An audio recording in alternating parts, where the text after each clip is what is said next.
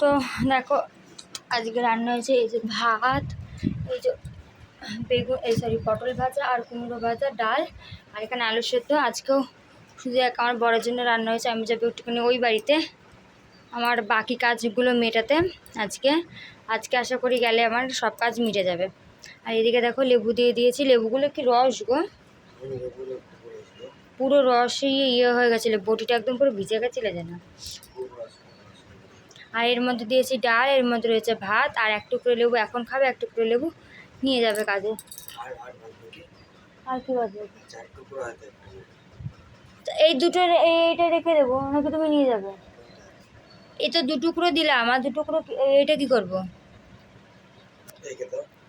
তাহলে ওটাই তো বললাম রেখে দেবো। কি জানি, আমি জানি না, দেখি না, আমি গোটায় দুটোই দেখলাম। যাই হোক, আর এই হচ্ছে ভাজা, আর পটল ভাজা আর কুমড়ো ভাজা। তো এখন বাজে ঠিক 8:30, আর আমি বেরিয়ে গেছি, ওই বাড়ি যাচ্ছি। তোমাদের তো তখন বললাম যে একটুখানি কাজ আছে, আজকে সব কাজ আমার মিটে যাবে। ঘুরতে যাওয়ার আগে যে প্রস্তুতিগুলো নিতে হয় সেইগুলোই নিচ্ছি। তো আজকে গেলে আমার কাজটা মিটে যাবে। তো চলো, কারণ কথা বলতে বলতে আমি যেতে পারি না, আমি না হাঁপিয়ে যাই কথা বলতে বলতে যেতে যেতে। চলো আর পরে দেখাচ্ছি। তো দেখো চলে এসেছে এই বাড়িতে, আর সকালের খাবারটা হচ্ছে আলুর চচ্চড়ি আর রুটি। ও মা, 3টে রুটি আমি খাবো না। আমার মা জানে কিন্তু যে আমি 3টে রুটি খাই না, আমি হয়তো 1টা কি 2টো রুটি খাই, থেকে কিন্তু বেশি আমি রুটি খাই না, আমি খেতে পারি না বেশি রুটি। যাই হোক, আর এখন হচ্ছে আলু দিয়ে কুমড়ো দিয়ে তরকারি, মা একটুখানি পেঁয়াজা নিতে, আর এই হচ্ছে শশা। আর এই দেখো এখানে দেখছি টিভিতে হচ্ছে দ্য লাফটার শেফ, দেখতে কিন্তু আমার ভীষণ ভালো লাগে। কালার্স হয় শনি আর রবিবার 9:30 থেকে, তোমরা কিন্তু সবাই দেখতে পারো, ভীষণ ভালো লাগে দেখতে। দেখবে ভীষণ কমেডি হয়, ভীষণ ভালো লাগে দেখতে। তো যাই হোক, একদিন দেখবে, ভালো লাগবে। আর এই অন্ধকার অন্ধকার কেন বলো তো, এই দেখো মা কালকে যে শাড়িটা পরে গেছিলো সেই শাড়িটা আজকে ধুয়ে দিয়েছে, ওই জন্য এখান থেকে যেহেতু রোদটা আসতে পারছে না, ওই জন্য অন্ধকার অন্ধকার লাগছে।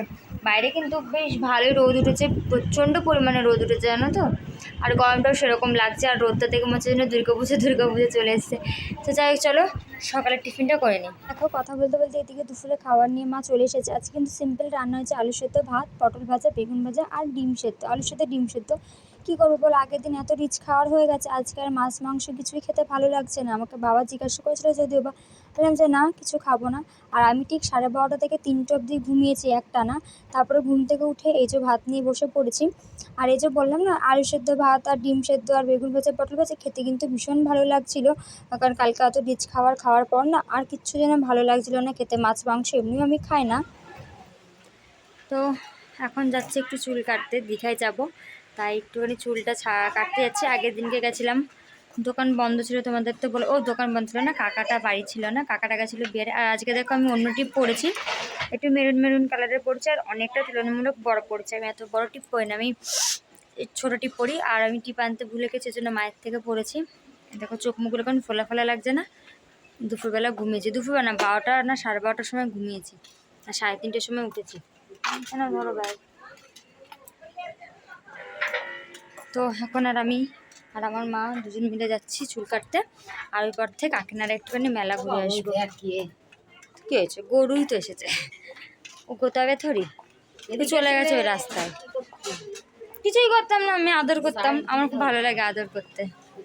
চলো আগে যাই। হ্যাঁ, তো যেটা বলছিলাম, আমি এমনিতে তো মাছ মাংস খেতে পছন্দ করি না, ওই জন্য আর ভালোও লাগছিল না। তো দেখো এদিকে চলে এসেছি মেলায়, আর দেখো এখানে মাটির জিনিসগুলো কি সুন্দর না, ভীষণ সুন্দর। আমি কিন্তু এখান থেকে একটা গরু নিয়েছি, তোমাদের কিন্তু পরে দেখাবো।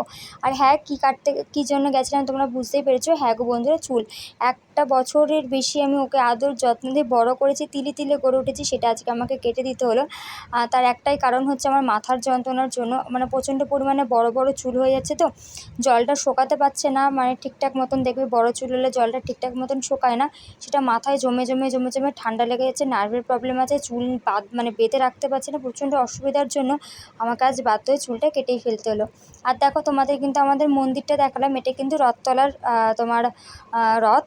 আর ঠাকুর মন্দিরটা দেখালাম, ঠাকুরটা দেখালাম, ভীষণ সুন্দর। এই হচ্ছে আমাদের বড় একটা রথ, রথটাও কিন্তু ভীষণ সুন্দর, তাই না বলো? তোমরা কিন্তু অবশ্যই কমেন্ট করে বলো যে আমাদের রথ আর ঠাকুরটা কেমন লাগলো তোমাদের। আর তার পাশে কিন্তু দেখলাম গোপালের জামা কাপড়ের দোকান, দেখেছো কত জামা কাপড় না, ভীষণ সুন্দর সুন্দর। তো দেখো মেলা থেকে চলে এসেছি, আর মেলা থেকে কী কী নিয়ে এসেছি তোমাদের দেখাচ্ছি। আর তার আগে বল আমার চুল কাটাটা কেমন লাগছে দেখি, কি বোঝা যাচ্ছে পেছন দিক থেকে লেয়ার কেটেছি?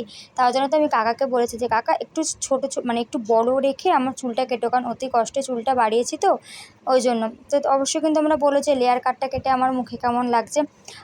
এক প্রকার বলতে পারো বাধ্য হয়ে আমাকে চুলটা কাটতে হলে, নিজের স্বাস্থ্যের কথা তো আগে চিন্তা করতে হবে না। দেখো মেলায় গেছিলাম, মেলায় বলতে চুল কাটতে গেছিলাম, তো চুল কাটার পথে আসার পথে মেলা ঘুরে এসেছি।